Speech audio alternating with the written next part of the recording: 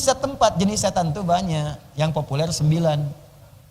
Setan rumah, ada setan pasar, mall.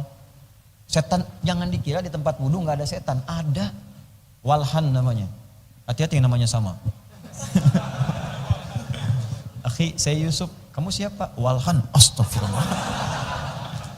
Setan wudhu tuh, itu yang bikin kita was-was. Habis wudhu tuh suka nanya, ini udah wudhu belum ya? Batal nggak ya? Itu walhan namanya. Nggak pakai oh si walhan. Bukan. Walhan. Jadi begitu sudah muncul itu, langsung a'udzubillahi minasyaitonirrajim. Allahumma inni a'udzubika ya Allah bi kalimatika tammah min kulli syaitanin. Ya, dari setiap godaan setan, walhan ya Allah, jauhkan saya dari godaan setan. Terus wudu, kalau sudah yakin sudah jauhkan dari yang ragu. Banyak. Setan penunggu masjid ada. Setan pengganggu orang sholat ada. Khinzib pengganggu orang sholat, gangguin orang sholat tuh dari mulai takbir tadi yang disebutkan Nabi, khinzib tuh. Hatta la yash'urul musalli kam raka'atan yusalli. Sampai orang sholat ada yang nggak sadar berapa rakaat sedang menunaikan sholatnya, ada. Nggak percaya terjadi, mungkin Anda sendiri pelakunya. Ada yang kena begitu, sedang sholat nggak sadar gitu berapa rakaat ya. Bayangkan subuh yang cuma 2 bisa 3. Bisa 3. Begitu itu khinzib tuh. Kalau di masjid nambah, bukan cuma godain orang sholat. Yang pertama dikoda DKM masjid. Hati-hati ketua DKM tuh. DKM. Sebab kalau jamaahnya digoda, hilang 1 datang yang lain. Bisa jadi hilang 1 tumbuh 1000, bisa jadi. Tapi kalau DKM yang digoda pecah di dalamnya, masjidnya pecah, semua orang malas datang. Ngapain ke sana? DKM-nya aja ribut. Gak nyaman, gak nyaman tuh. Padahal semua tersedia dengan baik. Datang ada, snacknya ada, bukaan bagus, tempat nyaman, mau nginep juga bisa. Ya, toiletnya bagus, wudunya enak. Datang dikasih snack, ustaz datang sendiri, nerangin sendiri, nulis sendiri, ngapus sendiri. Ya, semua ada. Tapi karena yang mengelolanya itu kemudian tidak baik atau terpecah belah, orang malas sudahlah gitu. Dan tersebarlah keburukan-keburukan itu, satu bicara yang lain, gak usah datang ke situ tuh, saya aja gak nyaman di situ, banyak semuanya nyebar. Itu khinzib namanya. Setan rumah, dasim, ada. Berlindung, masuk rumah tuh berlindung, jangan dikira gak ada setan. Dan yang paling bahaya di hadisnya, ketika Anda masuk ke situ, tidak berlindung kepada Allah, maka setan satu berkata pada yang lain. Setan satu berkata pada yang lain. Artinya, dari tempat Anda pergi itu mungkin ke mall, setannya bisa ikut. Ibu yang di bawah, Bu. Ya Ustaz, hati-hati. Ibu pergi ke mall, jangan dikira pulang ke rumah gak ikut setan. Bisa ikut, Bu. Kalau nggak berlindung kepada Allah, ngikut sampai rumah. Itu yang membuat ibu sering kepikiran. Sampai sebelum tidur masih diungkit depan suami. Papa, tahu nggak tadi mama?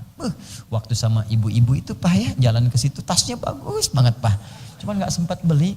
Mama, tas itu tidak penting. Yang penting, apa yang mama miliki sekarang bisa membawa kita ke surga.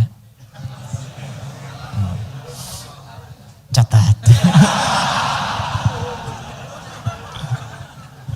Iya Pak ya, betul mama salah Pak. Ya mudah-mudahan tas ini pun walau sudah 10 tahun bisa membawa kita ke surga ya Pak. Iya mah. Tapi Pak, yang tadi itu memang bagus banget deh Pak. Ada lagi. Itu setan mall ikut ke rumah. Terus duet lagi sama dasim setan rumah.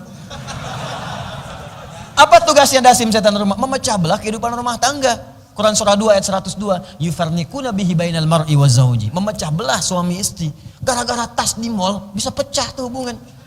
Gak saling sapa semalaman. Anda bayangkan. Mama ini gimana sih? Dari tadi kan Papa bilang yang penting ke surga. Papa gimana sih? Oh, rame. Sampai subuh tuh. Anda bayangkan. Maka berlindung kepada Allah. Ada caranya masing-masing, ada caranya. Kalau setan rumah, salam. Assalamualaikum. Biasakan ya masuk rumah, masuk kamar tuh. Ya kalau kamar-kamar banyak biasakan masuk Assalamualaikum. Assalamualaikum warahmatullahi. Buka aja. Rapikan, kasih moratal biar teduh. Si moratal. Kalau bisa sekarang desain rumahnya, ada sound misalnya, sound yang intinya, terus kemudian cabangkan itu ya ke setiap ruangan-ruangan. Di atasnya ada speaker itu indah tuh. Kalau nggak percaya silahkan Anda coba.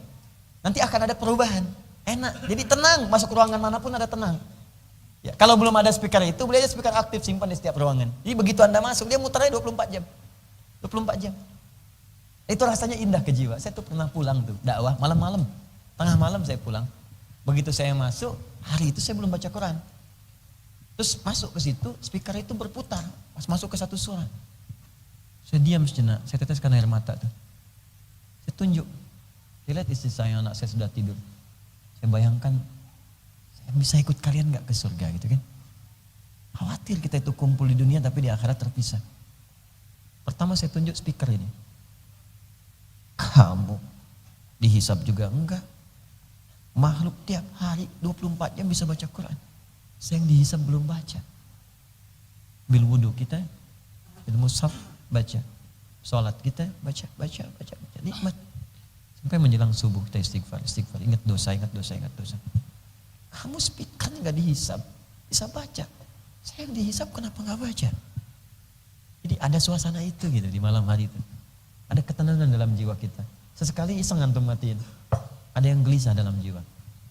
Ya.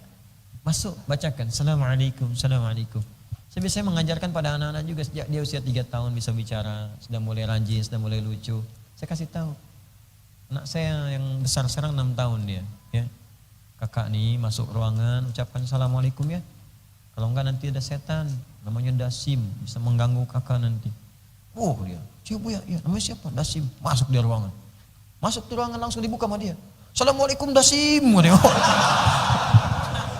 Sebut namanya langsung. Biar gak tertukar. Selesai lagi. Nah itulah ya. Jadi diucapkan apa? A'udzubillahi minasyaitonirrajim ya. Saat berjumpa dengan istri, ta'awudz, minta perlindungan, ada doanya. Ya, ajak anak ke ruangan, baca ta'awudz dan seterusnya. Berlindung.